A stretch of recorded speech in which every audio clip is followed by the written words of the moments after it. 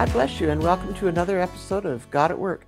And Jerry and I are here as we enter into the new year and hope that you will have a blessed new year, just as you've had a blessed, wonderful Christmas season, remembering why we have Christmas, that Jesus is truly the reason we have Christmas, but we should be celebrating him all year round. And I hope that you are. But let's carry on. Jerry's got a song here he's going to do, the one we've been doing for this entire series of God at Work with Can You Hear Me? Because if we're going to carry on in this new year, we need to be really following Jesus. So I will look to Jesus and follow where he leads.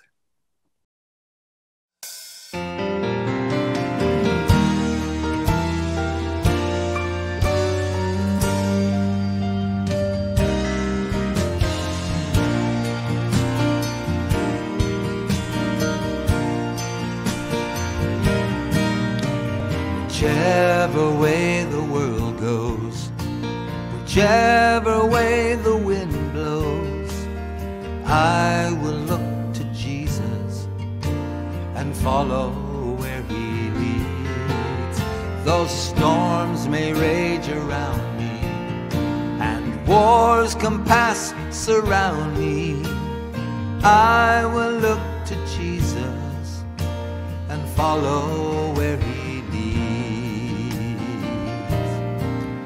He sees beyond the present to a future resplendent, a day with no more sorrows when all tears are wiped away.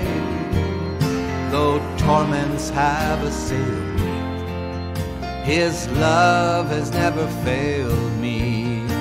So I will follow Jesus till my dying day. Whichever way the world goes, whichever way the wind blows, I will look to Jesus and follow where he leads. Though storms may rage around me and wars compass surround me, I will look to Jesus and follow where he leads. Now I can trust no other, no sister and no brother, my father or my mother, unless they follow him, much less some politician, a preacher or musician, no actor or physician, unless they follow him. Whichever way the world goes, or whichever way the wind blows, I will look to Jesus and follow where he leads. Those storms may rage around me and wars compass surround me, I will look to Jesus and follow where he leads. Yes, I will look to Jesus and follow where he leads.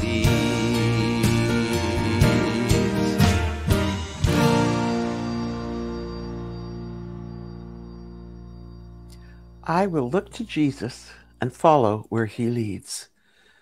That is my prayer for this new year. No matter what circumstances we may find ourselves in, no matter what circumstances I find myself in, no matter what's going on in the world around me, no matter what's going on in my own life, I want to be able to truly look to him and follow where he leads. And in doing so, it doesn't matter whether we've ended 2021 or we've entered 2022. If we're looking to him and following where he leads, he will take us exactly where he wants us to be. You know, and I was thinking about it, entering into a new year, so many times people make their New Year's resolutions. You know, they're going to follow a certain diet. They're going to do this, or they're going to go here, or they're going to go there, or whatever, change this job and find something that they're happier doing. But in reality, what we need to be doing is remembering that just because that year changes, it doesn't mean that our life changes. It doesn't mean that lives around us will change. But what it does mean is that if our hearts change with that new year, then things will change and be different. I love the verse in 2 Corinthians chapter 5, verse 17. And this is the English Standard Version. And it says, "Therefore, if anyone is in Christ, he is a new creation. The old has passed away. Behold, the new has come." I like the way that's said. I've always heard that verse and known it, where it says, "Therefore, if anyone be in Christ, he's a new creation. Old things have passed away. Behold, all things have become new," which is true. But I like the way it just says there, "The old has passed away. Behold, the new has come." And as I look into this new year, I want to look at it that way. The past year's gone. I want to have learned the lessons that God's had for me to learn there and move on into the new year with all the new lessons he's got ahead. Be remembering the old has gone and the new has come. And I know for all of us in some area of our life, we've got to realize that the old has gone and the new has come. But I was thinking through things that happened in the various New Year's Eves, New Year's that I've been in ministry, and I was remembering some meetings that I was at in the Washington, D.C. area right on New Year's Eve. And there was a young fellow, he was probably in his late teens, and he had been praying for many years. He was deaf, didn't hear. And he'd been praying for many, many years that God would give him his hearing. And so as the meeting was starting, we were talking, we were just sitting and chatting before the meeting started. And he asked if I would pray for him, that he really wanted to have an exciting New Year's. And he really was praying that God would heal his hearing. And so I prayed for him. I can't say that I prayed with all this exuberant faith or anything else, but I just prayed, God, heal this man's ear. Open up the plugged ears that they will hear.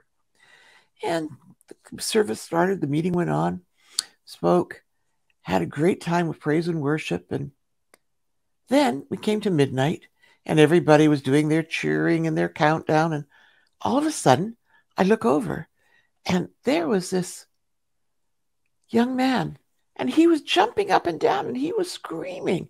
I thought he was screaming so loud because he didn't know how loud he was. But he was screaming and he was shouting because for the first time, he was hearing. He heard all of the noise that was going on with the New Year's Eve celebration. And he was so excited. He just came running down to find me where I was. I was sitting right in the very front row at that point. He said, "Look, talk to me, talk to me, talk to me." And normally when a deaf person is speaking, quite often, you know that they have a hearing issue. But he was still speaking clearly. But you could still tell he'd had a hearing issue. But he's sitting there, "Look, I can hear. Talk to me. I can hear. Say something." I said, "Well, what am I saying to you right now?" And he said, "What are you saying to me right now?" And he was actually hearing for the first time in his life. God gave him his hearing ability right there in the New Year's Eve celebration. So he was truly able to say that he was leaving the old behind, his life of silence, and entering into the new year able to hear everything that was going on. It took him a while before he learned to talk normally, before he learned to talk in a way that you and I would normally talk, because he'd never been able to hear. He talked, but he talked just by learning how to talk as a deaf person normally does. And you know that their hearing is not the normal ability, but it is his norm. But so for his norm in speaking, that's all that he knew at the beginning. But it was so exciting watching what God did right there that New Year's Eve. And then they all went outside and they had a bunch of fireworks going on. And it was so exciting just watching and watching as this man was hearing all these things that he'd only been able to see. He'd seen fireworks, but he'd never been able to hear them. He'd seen all of the rejoicing and the countdown, and he'd seen all of these things going on, He'd seen all the New Year's celebration at Times Square in New York, and he'd seen all of it. But now he was hearing for the first time. So, yes, the old year did pass away, and the new year came in victorious for that young man. And he was so excited. His life has never been the same. He's carried on hearing. He's never lost that hearing again. What God did well. But since then, he has taken, like in Jerry's song, I will look to Jesus and follow where he leads. And he has. He's been following. I know he's spoken in several countries. He's traveled. He's been doing prayer meetings and healing services. And he's seen several people that were deaf come to become hearing abled.